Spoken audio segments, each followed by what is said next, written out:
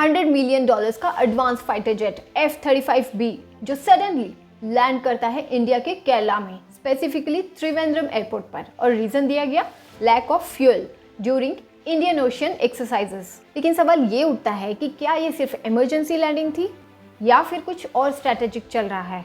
F-35B एक stealth fighter jet है जो एयरक्राफ्ट कैरियर से ऑपरेट करता है, पूरी तरह से सॉफ्टवेयर ड्रिवन, AI एनेबल्ड और साइबर सेंसिटिव है। ये जेट इंटरनली कनेक्ट होता है दो हाईटेक यूएस सिस्टम से, ALIS automatic logistics information system और ODIN यानी ऑपरेशनल डेटा इंटीग्रेटेड नेटवर्क। तो प्रॉब्लम क्या है?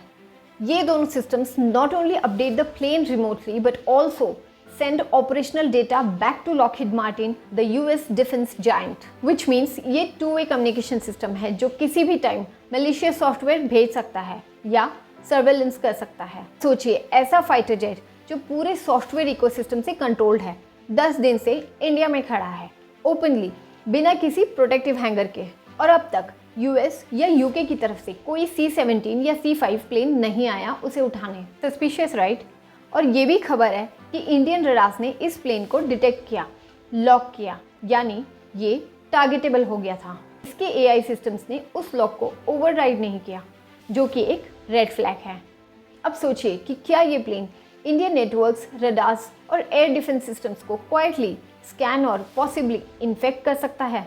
साइबर सिक्योरिटी के एंगल से ये बड़ा खतरा बन सकता है, स्पेशली अगर उसके सिस्टम्स रिमोटली कुछ ड्रॉप करें इंडियन नेटवर्क में इंटेंशनली या एक्सीडेंटली।